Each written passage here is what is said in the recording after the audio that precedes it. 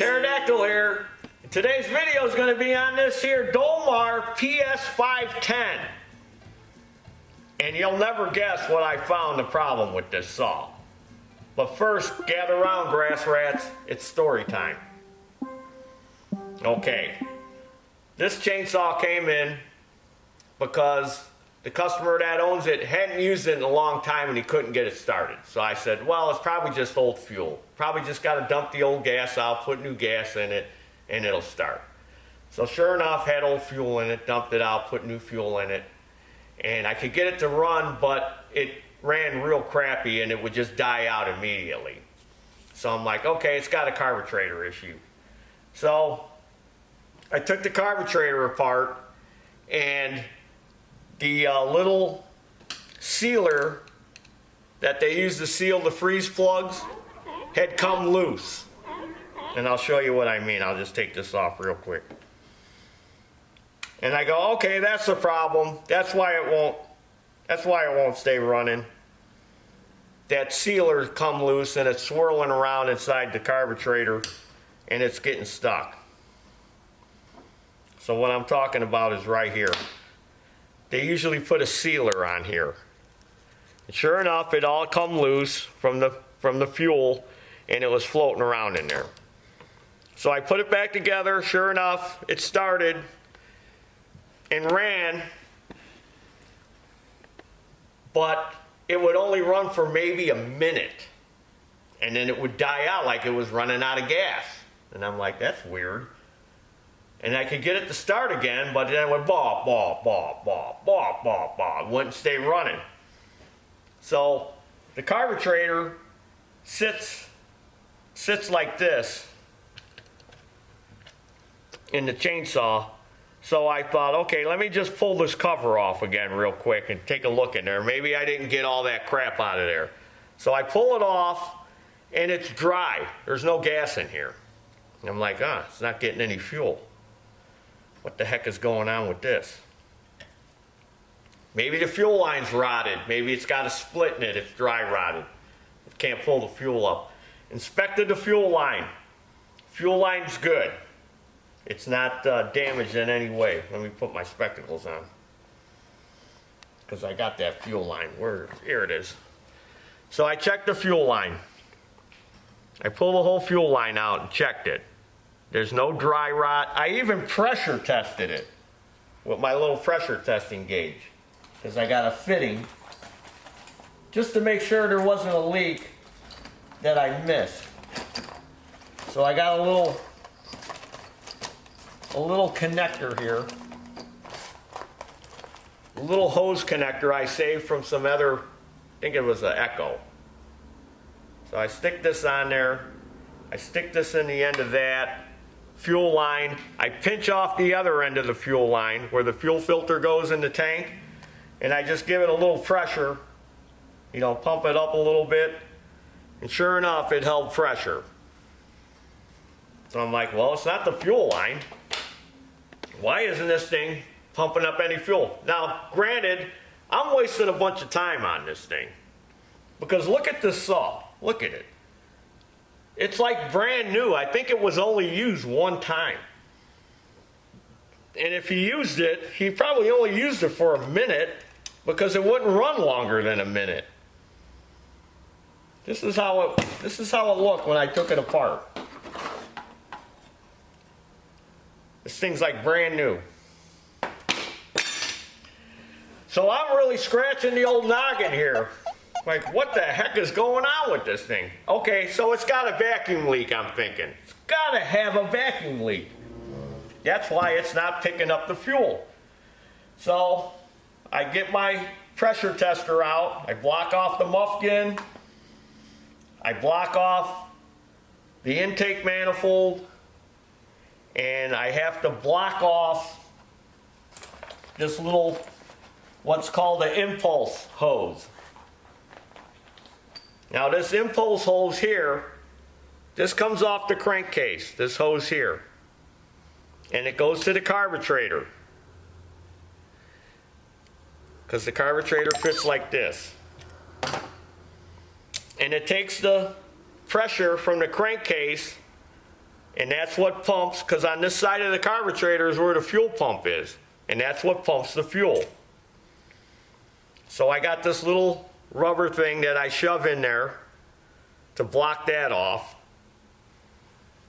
And then I've got my block off plate and my screws that I use to block this off.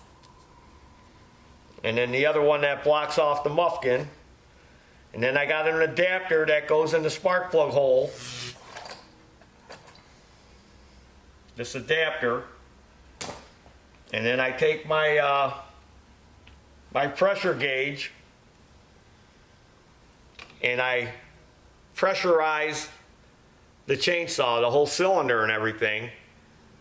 I pressurize it, and then if it starts dropping, if the needle starts dropping, then you got a leak. And if you got a leak, you got to find out where the leak is. Now you got that what's called a vacuum leak. So I pump it up, and guess what? It's holding pressure. I pumped it up, I let it sit for a half an hour. I came back, the needle did not move a skosh. It didn't move at all. So I'm like, okay, I don't have a vacuum leak. What the heck could it be? So now that it's built up with pressure, I want to relieve the pressure off of this off of this vacuum gauge or that gauge. So I decide, instead of just pulling the hose off and letting the air come out, I decided, and I don't normally do this, I decided to relieve the pressure by pulling this plug out. I pull the plug out, and the air should just go and come out immediately. The air comes out like this.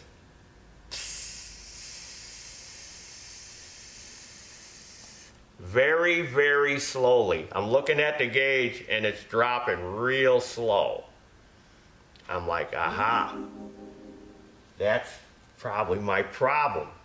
I'm not getting enough crankcase pressure to pump that fuel pump to keep enough fuel pumped to the carburetor to keep the saw running. So that's why I take it apart even more.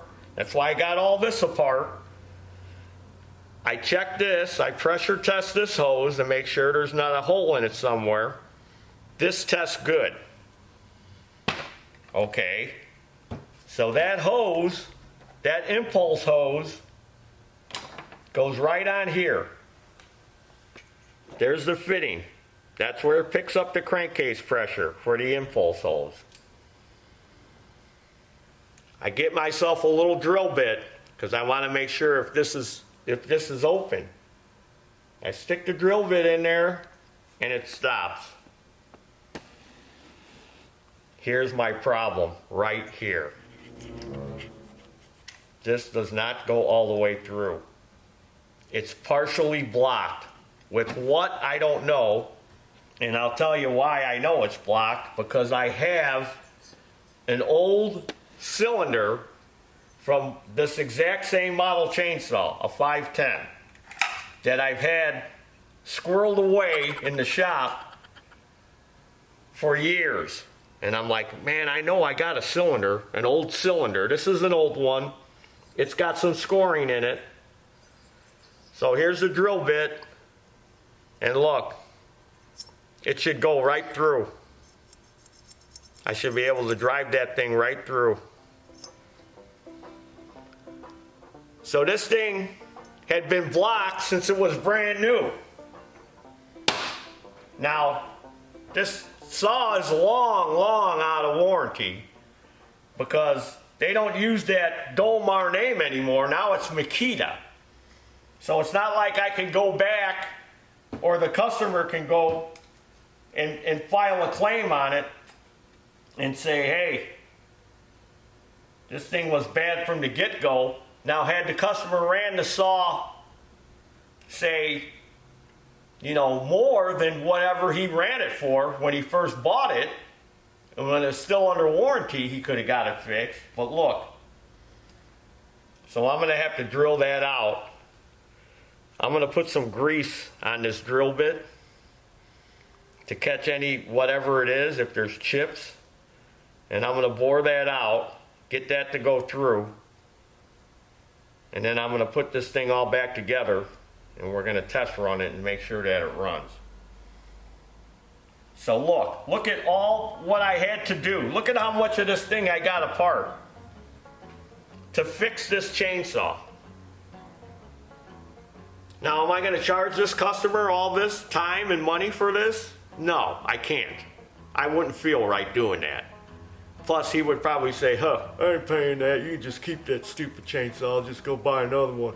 But I'll tell you one thing, I'll never buy another Dolmar. Well, you wouldn't be able to anyway because they're Makitas now, but that's probably what they would say. This is another reason, like I've said before, why shops are turning this stuff away. Because it eats up a bunch of time, and you can't justify charging somebody the amount of money it would take to do that. Or send it back out because you started it up and it runs now good, like it did for me, where it ran for, almost a minute, and then it started messing up. Okay, yeah, it's fixed. Okay, let's move on to the next one. The guy gets it back. Hey, this stupid thing won't stay running. You get it back. You got to fix it again because you already charged them the first time. And then you're going to go, oh, yeah, I got to charge you again because this else was wrong with it. And then the guy's going to go, well, you didn't fix it right the first time. Why am I paying again? And then it comes back a third, a fourth, a fifth, a sixth time. Who knows what shop that you take it to would even find that problem?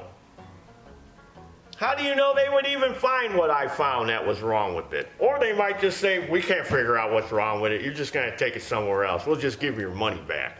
I know there's probably a lot of shops out there where that's happened to. And they had to do that. And then that's when they throw their hands up in the air. Excuse me, Mr. Junction Box, electrical box. Throw their hands up in the air and go, you know what? I'm done working on all this crap, this two-cycle crap. It's doing nothing but costing us money instead of making us money. So, just wanted to show you how frustrating and how in-depth some of this stuff has to get, or can get. And then you're supposed to make money fixing this stuff? I'll stick the lawn tractors and generators, push mowers over all this two-cycle chainsaws, weed eaters, and leaf blowers, which are made so cheaply now anyway. As soon as it breaks, you might as well just throw the stupid thing away and go buy another one, or get yourself a battery-powered one. That's the only justification I can think of for this battery stuff, because, that chainsaw, that leaf blower, and that weed eater are no different than this battery drill, in my opinion. So let me get that drilled out. Let me reassemble this thing, and then we'll see how it runs. Stay tuned. It's all back together now. All I gotta do is just put this cover back on. I did start it and run it a little bit. I had to adjust the carburetor because I was messing with the carburetor.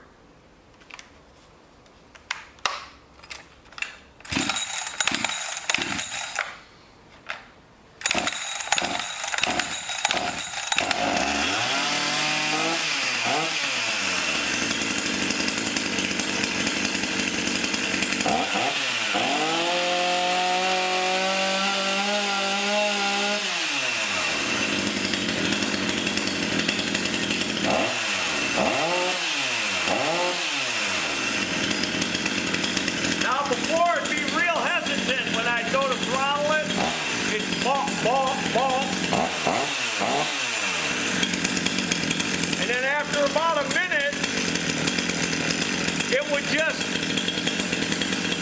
slowly start sounding like it was running out of gas, which it was. And then it would just die. And I couldn't get it started again.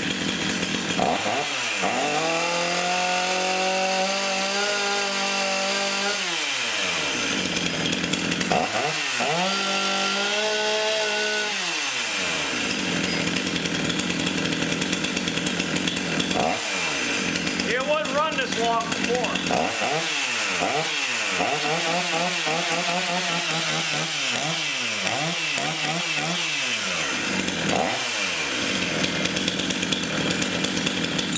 And then of course, once it was warmed up, and I'd go to start it again, you would think it was a pulling chainsaw because I was pulling and pulling and pulling and pulling and it wouldn't start.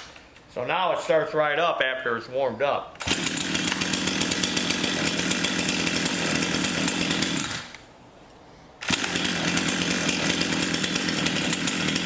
Like I said, this thing's brand new. Look at the rope. The rope's not even dirty.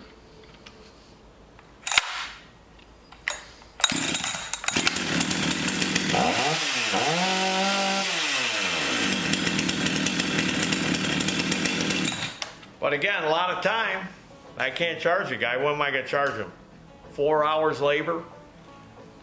So I don't have any parts in it. That's a couple $100. He's going to be mad.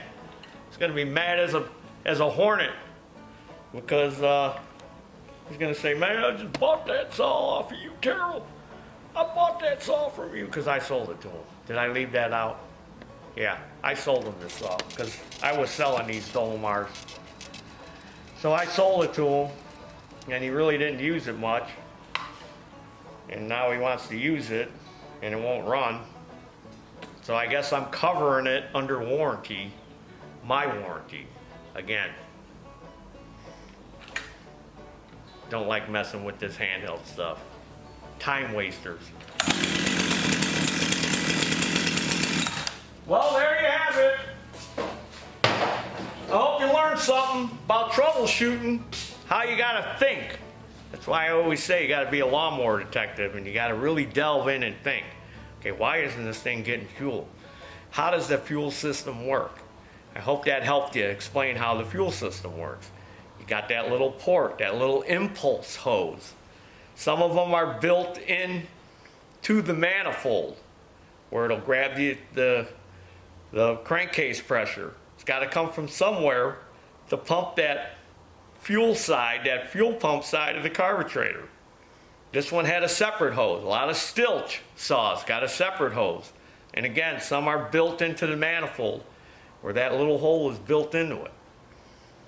And that may be your problem. Plus you got to pressurize them. You got to make sure you ain't got a vacuum leak somewhere.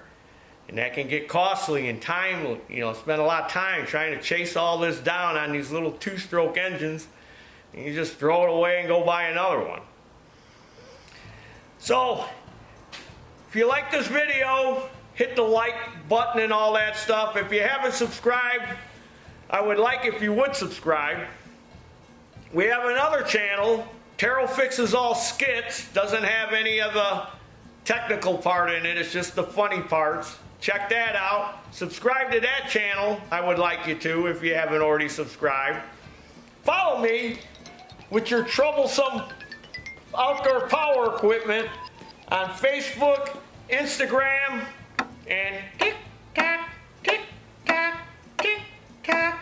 And from what I understand, time is running out on TikTok. TikTok, TikTok. And check out our web store. We got all kinds of stuff for sale. Spark plug necklace, hats, all kinds of stuff. Check it out. There might be something there you want or need. Okay? And as always, there's your dinner. Woo! Losing money on power equipment, fixing it for free. But I hope you learned something. That's what this is all about, learning.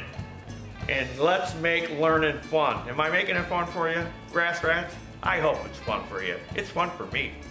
I hope it's fun for you. Woo!